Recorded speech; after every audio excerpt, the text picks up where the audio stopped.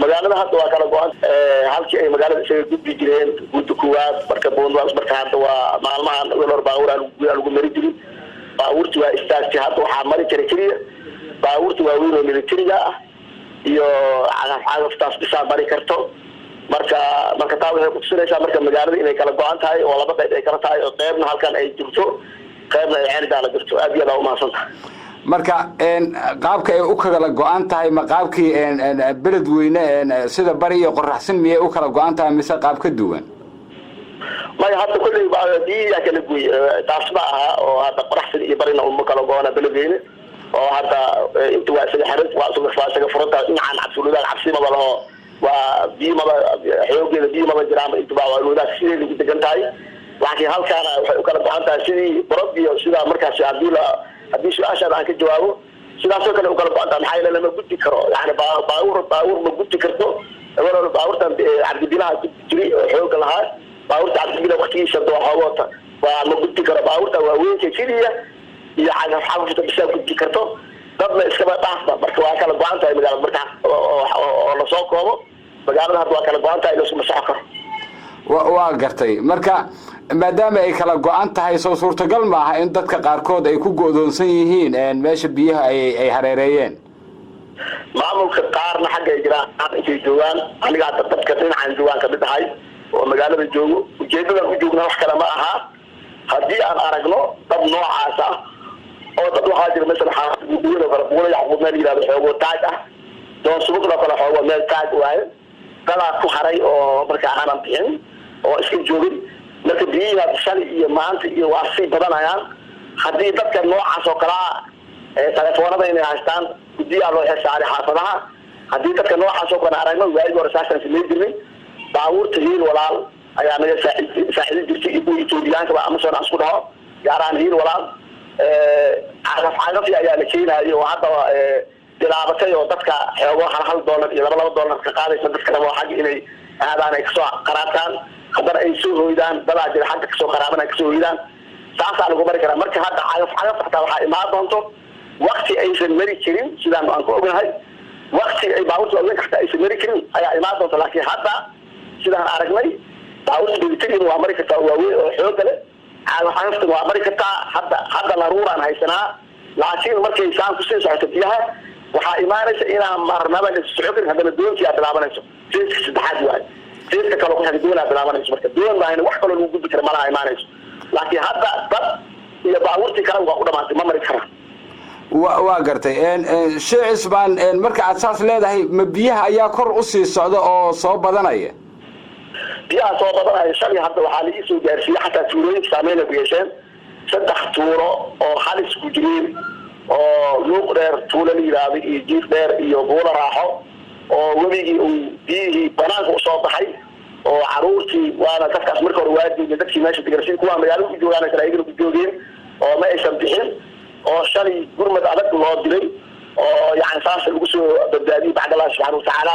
marka hataa iska taayay tuulooyinka iyo magaalada waa isku mid oo iyaga shaqada go'doon qaar ah ku jiro sida ka xal iyo deefu kale iyo qaarna way barakaceen marka magaalada sidaas oo kale waaye marka kuwa hadda go'doonka galay sida anagoo kale maamulka kale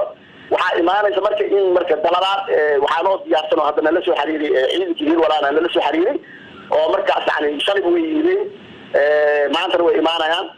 si marka dadka aan hore u bixin oo aan fursad u helin inay baxaan oo raba inay xeel gaar u wareegaan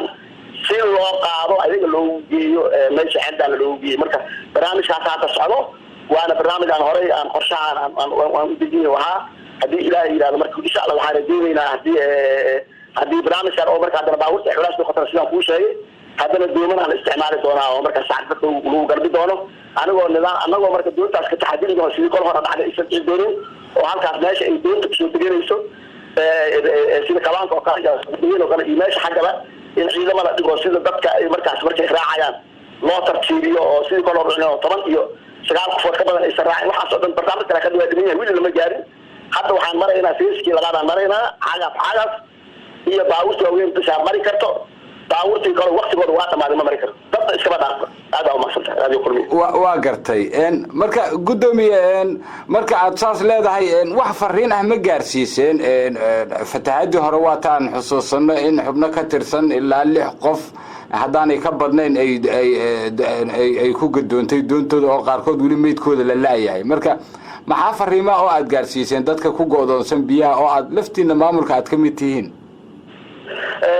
dadka waxaan gaarsiinay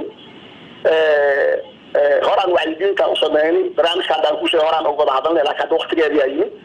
marka dadka xataa WSD iyo dad baa dooman ugu deeqo ama bisacad doomaha la keenaa doomanka naftirkooda in la kontrolo oo hay'adaha sharciga ay maraan biliska ay maraan doon tayada ay noqoto oo dadka aan lagu halaagin si haddii dhibaato timaado ama culays timaado qadar Allah ma sha Allah ilaahay ma qadare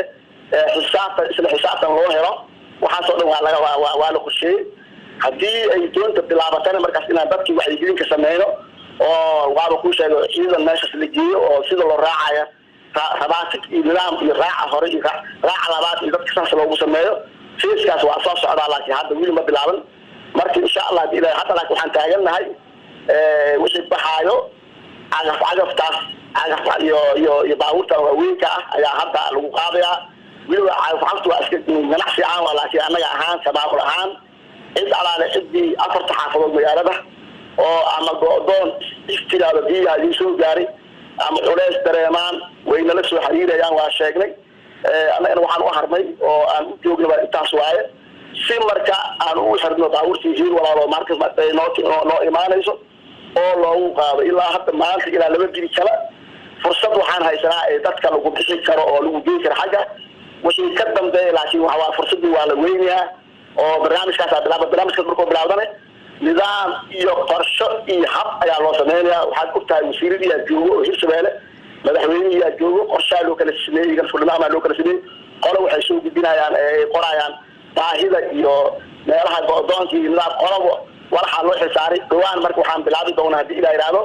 shaqooyinkiina gurmadka oo gargaarka bilaabana laakiin hadda waxa waaye xaalad yaa kaxsan oo yani jawiga waxaysan jawiga cadsiran marka waxay taagan tahay dadkii soo loo badbaadiyay taagan tahay kii inta joogin in loo ogaado u baahan yahay oo lala socdo kii xagga jirin in loo ogaado u baahan lala socdo markii xagga jig waaba baxay waaba nabad meel labado arna labado galaceen daalo aadee laakiin kii 4 xaafadood hadda ku haray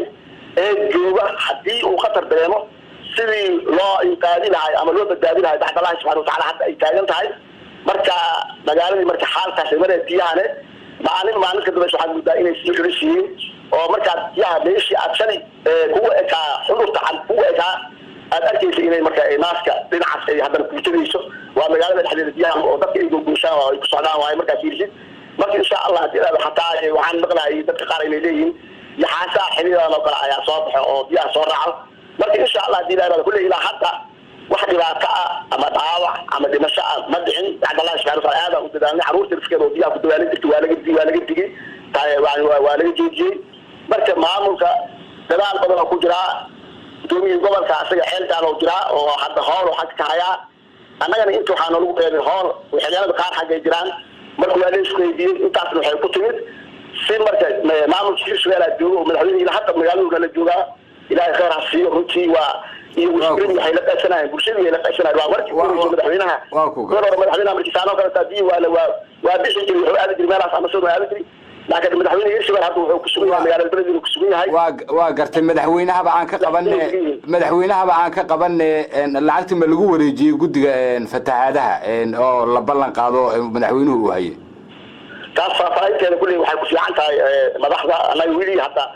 hawshaas waxa waa hadda gurmada ku jirnaa oo dadkii soo ku tirsan ku jirnaa hawshii guud ahaan waa la wada macal wasiiradii waa wadnaa